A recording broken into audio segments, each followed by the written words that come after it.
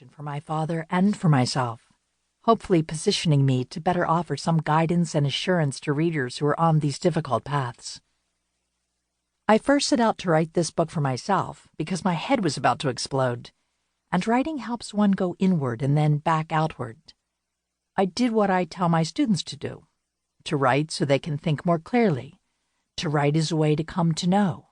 I also knew deep down that I needed to better reconcile for myself personally that which I lecture and teach about constantly, the multidimensionality of abusers and survivors, and the sense of ambivalence that is so often present in cases of family violence. I learned an awful lot about abusers' tactics and strategies while working in battering intervention programs. I started that work when I was 24, quite a dauntingly formative time for thinking about intimate relationships, marriage, and family. As I spent countless nights in crowded rooms and subterranean spaces doing this work, I remember that I often thought to myself, what happens to your world as a woman when you devote your life to helping men change? That sobering and frightening question pushed the hardest at me when I came to see that the person whose behavior and attitudes I most cared to see change were my dad's. Yet it seemed virtually impossible to make headway in that direction. I soon realized I needed and wanted to write a story that might reduce other people's suffering. I knew that while neither caregiving nor abuse is unique, I was in a relatively unique position to start a conversation contemplating the complex nexus of the relationships of these experiences.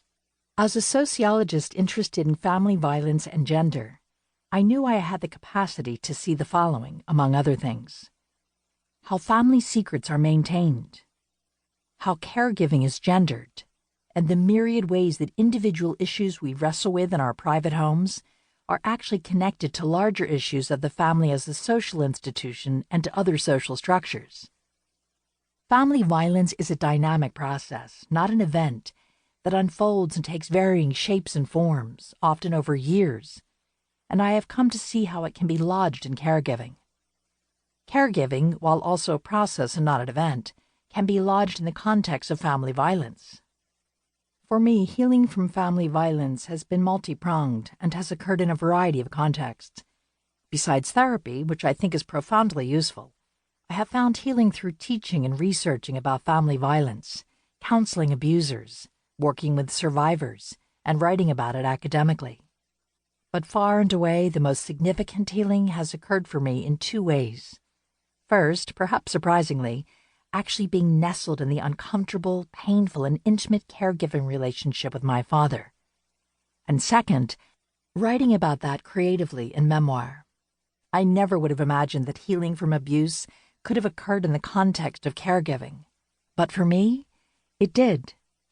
My dad was very sick for close to 8 years, and this gave me time to reflect on and wrestle with the complexity of his behavior and personality, and the effects these had on me.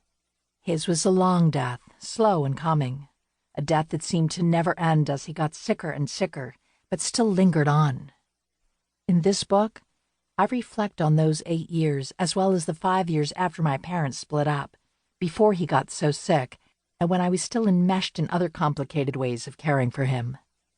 It was in the context of caregiving and writing that I have had to think about my resistance to my dad's abuse, his affection, his illnesses, and ultimately his death, and also all the things that drew me close to him, to his abuse, his affection, his illnesses, and his death.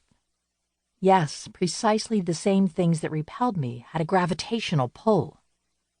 I remember in one of the very first memoir workshops that I took in Boston, looking around the overly crowded seminar table and thinking, will there really be room for all of our memoirs? Who will read them all? Does the world need so many stories of the same things? And then an older Chinese woman said as we introduced ourselves, my ears are overworked. My mouth is never used. Across the table, a Vietnamese woman said, my life is not big enough to write. I wondered if perhaps they were revealing something about the Asian community, and by having the guts to be there, perhaps they were breaking a code of cultural silence. I felt at once so different from these two women and yet so similar, and did not know what to say. I sat there awed by what struck me as both the seamlessness and the cleavages between cultures.